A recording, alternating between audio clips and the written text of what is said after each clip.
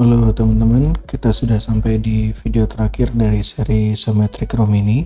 Jadi untuk video kali ini akan cukup panjang ya. Tapi tenang aja karena gue udah siapin timestamp dan chapter di deskripsi, jadi kalian bisa langsung skip-skip ke part yang diinginkan.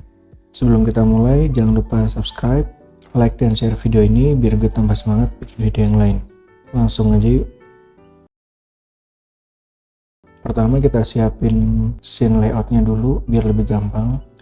Gue biasa pakai layoutnya yang susunannya kayak gini ya. Buat yang mau tahu cara setupnya bisa ke video pertama dari seri ini. Next kita setting kamera jadi ortografik. Kita klik kameranya, ke kamera, kita ganti type perspektif jadi ortografik. Oke, kita bisa lihat di sebelah kiri sini. Dan kita bisa zoom, kita bisa klik di outline-nya ini. Atau kita bisa lewat sebelah sini ya. Selanjutnya kita bisa hapus lighting defaultnya ya. Kita klik lighting yang ini, tekan X, delete. Terus kita pastiin add-on yang kita butuhin sudah aktif, yaitu Node Triangle dan Blender Kit. Caranya kita ke Edit, Preferences, Add-on. Kita search di sini Node. Sini ada Node Triangle, jangan lupa dinyalain. Terus Blender Kit. Sini kita nyalain juga. Kalau udah kita bisa lanjut ke modeling ruangannya. Pertama kita pakai default cube aja, yang ini ya. Tapi kita ganti ukurannya jadi 3x3x3 meter. Caranya kita tekan N di keyboard. Terus kita ganti ukurannya dari 2 meter, diklik, drag ke bawah. Kita jadiin 3 meter. Enter. Terus biar gampang kita naikin dasar cube-nya, karena lantai scene kita ini ada di tengah-tengah cube. Caranya kita ke sumbu Z sini, allocation, kita naikkan 1,5 meter, yaitu setengahnya dari tinggi cube ini. Kita ketik 1,5 meter. Nah sekarang lantainya sudah sesuai sama lantainya scene. Next kita select cube-nya, Ctrl A, terus kita pilih All Transform. Jadi locationnya sama skalanya balik ke 1 dan locationnya jadi ke 0 lagi. Nah kalau kalian notice kita bisa atur lagi kameranya biar kelihatan di sebelah kiri ya.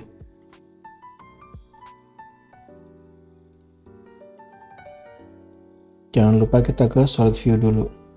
Terus kita bisa seleksi cube-nya, tab, kita ke edit mode, face mode, kita pilih face yang 3 ini ya, 1, 2, 3, terus kita tekan P, pilih yang selection. Tujuannya biar face yang kita pilih ini terpisah dari cube aslinya. Kalau kita ke object mode lagi, kita klik, ini bisa kita lihat dia udah terpisah ya. Klik kanan. Jangan lupa kita rename ini jadi atap dan ruangannya jadi ruangan. Kalau udah kita klik atapnya, terus kita ke object properties, scroll ke bawah, visibility, terus ray visibility, kita hilangkan centang di kameranya. Tujuannya biar objek atap ini gak terlihat oleh kamera tapi masih bisa menahan cahaya dari luar. Next kita harus matikan objek ini dari viewport, kita ke outliner, terus klik icon mata ini biar kita bisa ngeliat bagian dalam ruangannya. Kalau udah kita kasih ketebalan untuk ruangannya, caranya kita klik, terus ke modifier, add modifier, solidify, kita set thickness-nya jadi 0,15 ya. Offsetnya jadi 1, lalu kita nyalakan even thickness biar ketebalannya sama rata. Kalau udah kita load gambar referensinya yang sebelah sini ya, klik open, terus kita cari gambar referensinya. Next kita bikin jendelanya, kita tekan shift A, mesh, cube, terus kita posisiin seakan-akan dia ada di sebelah sini ya, tepat di posisi jendelanya. Gak masalah mau ketebalannya seberapa, yang penting posisinya sama skala panjang lebarnya. Usahakan ini menembus dindingnya ya. Next kita pilih ruangannya, modifier, add modifier, boolean, terus kita pick objek yang ini, pilih di sini, pick, terus kita pick yang ini. Kalau kita hidden box ini, maka dia akan berlubang ya. sesuai dengan ukuran cube yang tadi. Next, yang tadi jangan kita hide dulu, kita nyalain lagi. Terus kita duplicate, Shift D, klik kanan. Terus kita hide cube yang di atas ini ya. Nah, yang ini kita jadikan sebagai objek jendelanya. Kita pilih cube yang ini, tab edit mode, terus kita skala. Kita atur skalanya biar lebih gampang, kita nyalain X-ray, Shift Z. Nah, di sini ada ketebalan dinding. Kita usahakan dia lebih kecil daripada dindingnya ya. Kita move. Kira-kira segini ya. Kalau udah, kita Ctrl R. Pilih yang di atas ini, klik sekali, Ctrl R lagi. Pilih yang sebelah sini, klik kanan. Setelah itu kita ke face mode. Kita pilih keempat face yang ada di sini ya. Dan sisi sebelahnya, kalau misalkan bingung, kita Shift Z lagi. Kita pilih yang ini. Terus kita insert, kita tekan I di keyboard, I sekali lagi, maka dia akan individual. Kita lihat ketebalannya di referensi seberapa. Kalau udah, kita ke X-ray mode lagi, Shift Z, terus kita pilih face yang dua ini. Ada dua titik ya, kita select dua-duanya, klik kanan, bridge faces, maka dia akan membuat lubang ya. Untuk repeat, kita bisa pilih dua-duanya, terus tekan Shift R, maka dia akan repeat last command yaitu bridge faces. Kita bisa lanjutkan untuk semuanya. Kita kembalikan X-ray mode-nya, Shift Z, terus kita ke object mode, kita kasih bevel modifier, add modifier, bevel, tipis-tipis aja ya. Klik kanan, shades mode. Terus kita rename objeknya jadi jendela. Oke, jendelanya udah jadi. Sekarang kita parent cube sebelumnya yang kita bolehin ke jendela ini. Caranya kita tampilin dulu cube yang di hidden ya. Terus kita nyalain X-ray, Shift Z, terus kita klik cube-nya yang jadi potongan ini, Shift klik jendelanya, lalu Ctrl P, terus pilih objek cube transform. Terus kalian bisa hidden lagi cube-nya ya. Select cube yang ini, kita ke outliner, tekan titik, maka dia langsung menuju ke layer cube-nya, lalu kita bisa hidden lagi. Kita kembalikan X-ray mode-nya, Shift Z. Dan sekarang kalau kita coba move jendelanya, maka lubang di dindingnya akan mengikuti. Next, kita import objek kasur dan meja yang udah pernah kita buat di video sebelumnya. Caranya, kita ke File, Append, terus kita pilih file Blender, masing-masing objek yang dibuat sebelumnya. Terus kita klik file Blendernya, klik dua kali. Kita pilih Collection. Terus pilih collection namanya ini ya, kasur. Terus pen. Nah, di sini kita bisa atur posisinya mengikuti referensi. Kita cukup select sumbu ini aja. Ini ya. Yang ada sumbunya ini. Maka objek kasur lainnya akan mengikuti karena udah ke parent. Next, kita coba import mejanya. Caranya sama ya. Append. Kita pilih file Blendernya. Ingat ya, file Blender, collection, nama collectionnya, append.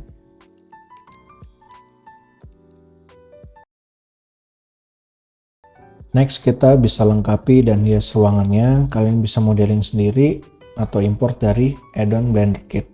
Untuk objek seperti karpet, ini tanaman, sama tirainya, gue kasih contoh cara import dari add-on Blender Kitnya. Sebelum itu, kalau kalian belum aktif thumbnail Blender Kit-nya, bisa nyalain icon mata ini ya. Terus kita ke tab Blender Kit sebelah sini. Nah, di sini kalian bisa import aset-aset gratis maupun berbayar. Untuk kali ini gue bakal import yang gratis dulu dan akan gue custom agar cocok di scene kita sekarang. Kita mulai dari karpetnya. Caranya kita search filters, terus free first, biar nanti yang kelihatan yang gratis aja, yang paling depan. Terus untuk kategori, kita pilih decoration, tanda panah, terus kita cari karpet. Nah, di sini akan muncul ya. Gue bakal pakai yang ini. Kita klik aja. Nah ini ditunggu karena ini butuh koneksi internet, dia akan download modelnya ke scene Blender kita. Seperti ini ya. Kalau mau lihat warnanya kita bisa ke sini, viewport shading. Nah di sini gue mau ubah tekstur karpetnya. Caranya kita klik objek ini, terus kita ke material tab, base color, dan ini kita bisa load teksturnya. Untuk tekstur karpetnya udah gue sertain di deskripsi di bawah ya. Nah sekarang kita bisa atur-atur lagi posisi, rotasi, dan skalanya. Jangan lupa yang kita transform itu objek empty ini, karena setiap model dari Blender Kit pasti ada satu objek empty parent yang disediakan agar kita mudah untuk pindah-pindahin objeknya. Jadi selalu kita pilih yang empty ini ya, atau kalian juga bisa pilih di outliner. Jadi udah disediakan dengan penamaan yang benar, medium size carpet, dan ini kita bisa select di sini. Kalau kalian kesusahan untuk klik empty ini ya, langsung aja kita atur sesuai referensi. Kalian juga bisa nyalain viewport shading di sini ya, biar kelihatan. Terus jangan lupa kalau ini nyala kita matiin dulu.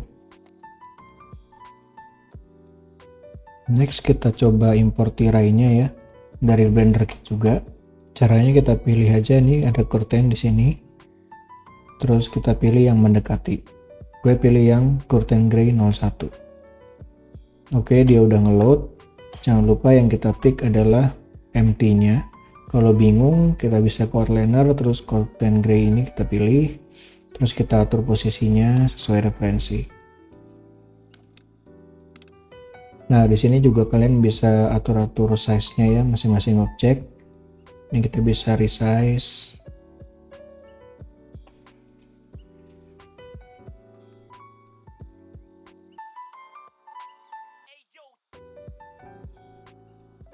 Untuk warnanya kita bisa ubah di tab shading. Terus kita klik ini, terus kita zoom out. Terus bisa ditambahkan mix RGB di antara curve ini ya. Caranya shift A, search, klik, mix RGB. Kita tempatin di tengah-tengah sini. Terus kalian bisa ubah color duanya jadi color sesuai referensi. Kalau udah kita balik ke tab awal, kita import tanaman dari Blender Kit, bebas aja mau pilih yang mana, tapi gue usahain cari yang mirip sama referensinya. Caranya kita klik satu level ke atas, terus kita ke Nature, pilih yang ini, Plant, Indoor.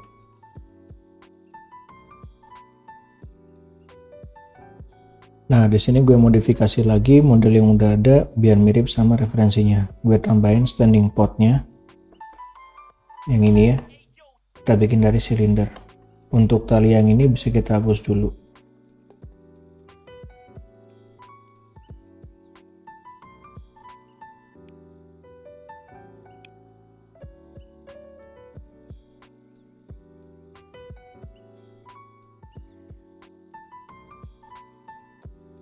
Kalau udah, kita bisa parent standing potnya ke empty objek tanamannya. Kita klik ininya, potnya, terus kita klik empty-nya, shift klik, terus kita Ctrl P, object keep transform. Nah sekarang kalau kita pindah ini ya, standing potnya bakal ikut. Next, kalian bisa tambahkan aset-aset yang lain sesuai referensi atau sesuai selera masing-masing. Di sini gue udah sediain file Blender dari aset-aset Blender Kit dan juga yang gue bikin sendiri. Bisa kalian download di deskripsi di bawah ya. Caranya sama kayak kita import kasur dan meja ini. Kita ke File, ke Pen, terus kita pilih file Blender asetnya. Klik 2 kali, terus kita ke Collection. Dan di sini kalian bisa pilih macam-macam asetnya. Udah ada yang gue satuin, itu ada di mask ini ya. Kita klik Append. Oke, asetnya udah ke load semua ya. Ini rata-rata semua ada di Blender Kit. Yang kecil-kecil ini, kecuali yang rak buku ini. Terus hiasan dinding yang ini, sama mirrornya ini gue bikin sendiri. Jadi kalian bisa atur-atur lagi posisinya mungkin. Atau size-nya sesuai selera kalian ya. Dan masing-masing objek ini sudah ada empty-nya, jadi kalian bisa atur-atur lagi. Next kita setting untuk material ruangannya. Pertama kita apply solidify-nya ini, yang ada di modifier ini, solidify, klik apply, biar bisa kita unwrap, terus kita ke edit mode, select all, UV, smart UV project, oke. Kita ke object mode lagi. Sekarang ruangan ini udah siap untuk dikasih tekstur ya. Terus kita bagi materialnya jadi dua, yaitu dinding sama lantainya. Kita ke edit mode, kita pilih face yang ini.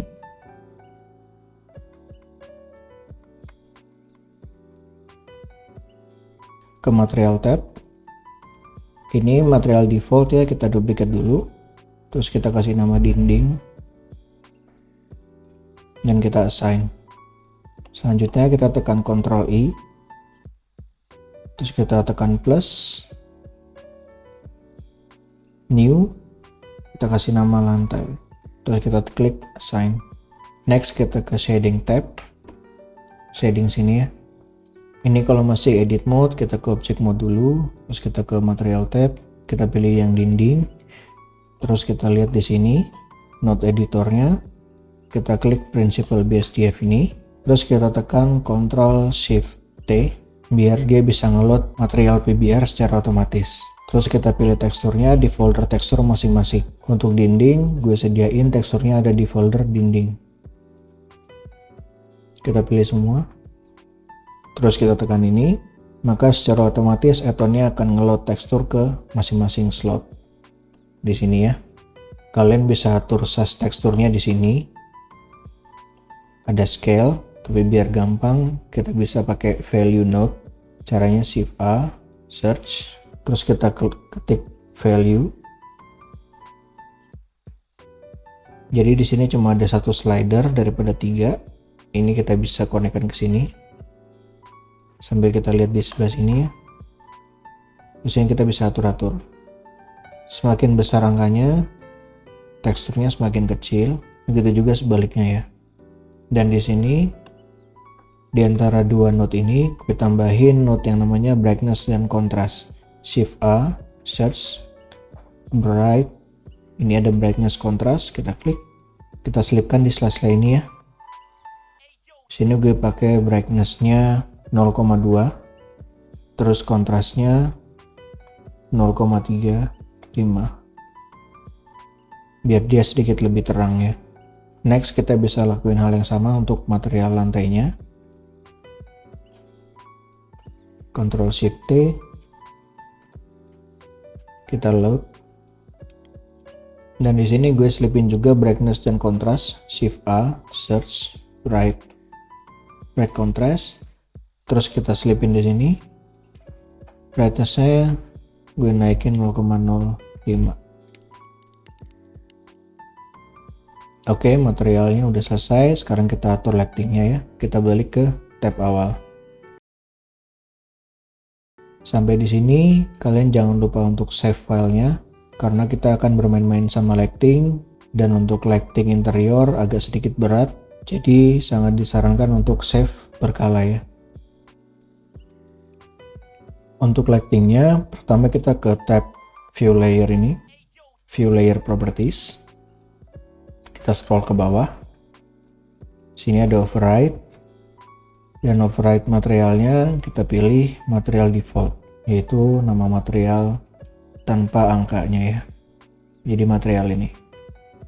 Nah, tujuannya agar kita bisa dengan ringan mengatur lighting tanpa harus memperhatikan material yang lain terlebih dahulu.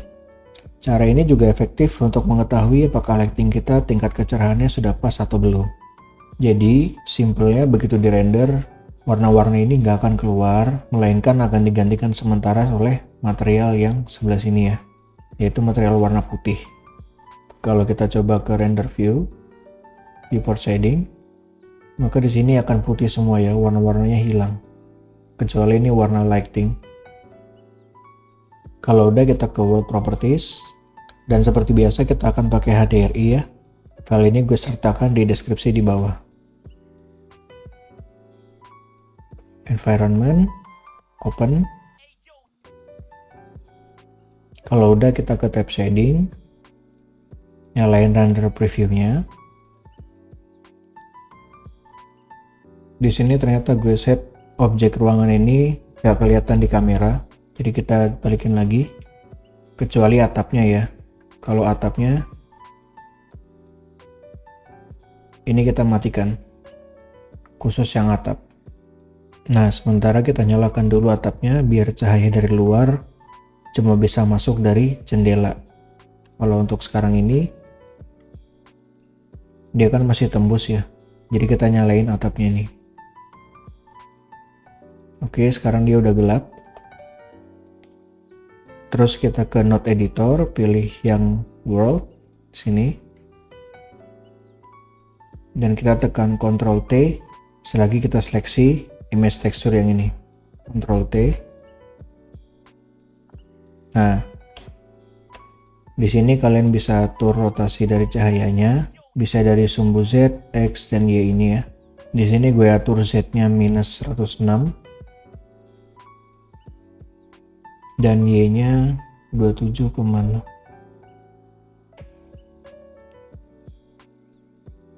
Oke, kalau dirasa masih terlalu gelap, kita bisa naikkan strength-nya. Di sini, gue coba pakai strength-nya 2. Kalau udah, kita bisa ke viewport shading lagi, terus kita ke tab awal ya. Di sini kita bisa tambahkan portal light. Caranya kita shift A, light, area, terus kita atur dia di luar jendela ya.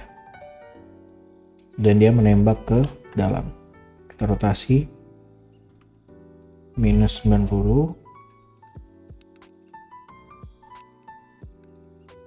Terus kita ke sini. Kita nyalain portalnya. Kalau udah, bisa kita tes render dulu dengan resolusi dan sampel yang lebih kecil. Kita pakai sampel render 128, terus size-nya di sini sih belum 500. Gue pakai setengahnya, 50%-nya. Jangan lupa di render properties kita scroll ke bawah. Nyalain adaptive sampling, denoising nyala, ini terserah kalian mau pakai apa. Transparent. Terus kita ke color management, sRGB, filmic, dan look-nya kita pakai high contrast. Dan sekarang kita bisa tes render, kita klik render, render image.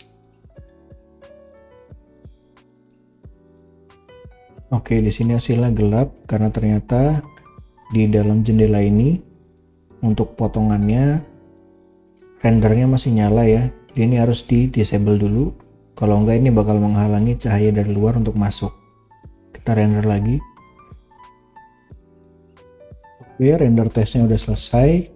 Di sini kalau kalian masih merasa gelap, soalnya ini belum ada ambient lightingnya ya, kita bisa tambahin dengan cara kita klik atap ini. Kita setting materialnya di tab material. Kita duplicate. Kasih nama. Terus surface-nya kita ganti dari principal BSDF ke emission. Nah, di sini kalian bisa atur strength-nya tergantung kebutuhan dan scene kalian masing-masing ya. Jadi angka ini bisa berubah-ubah sesuai scene kalian. Jadi nggak ada patokan khusus. Di sini gue pakai 0,75. Sekarang kita coba render lagi. Oke, selanjutnya kita bisa langsung matiin material override-nya ya. Kita ke sini. View layer properties. Scroll ke bawah. Override-nya, material override kita bisa hapus. Sekarang kalau kita render, semua warnanya akan keluar ya. Kita bisa matiin atapnya di sini untuk di viewport aja, tapi tetap kita render untuk menghalangi cahaya.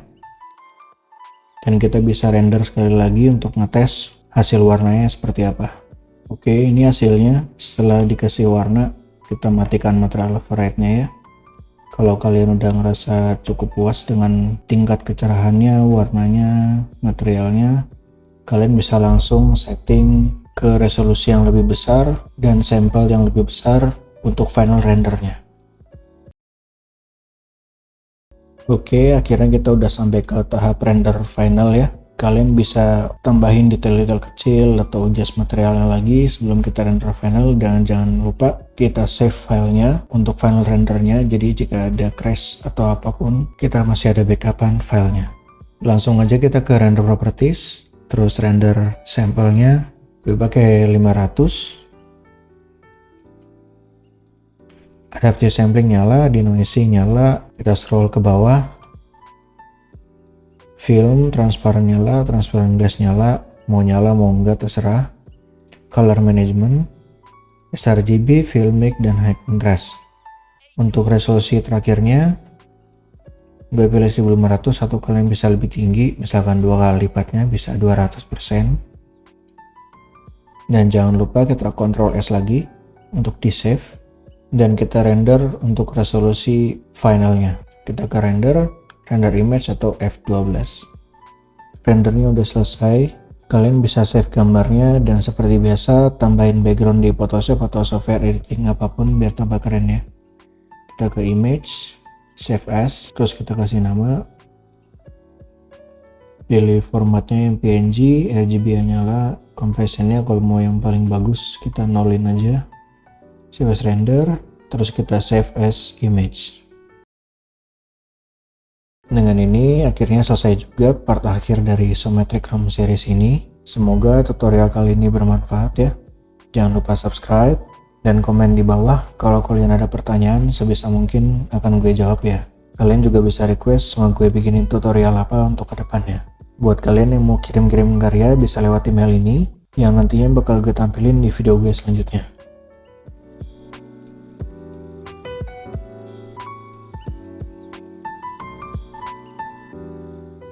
File Blender dan tekstur udah gue sediakan di deskripsi di bawah ini, dan sampai ketemu di video selanjutnya. Bye bye.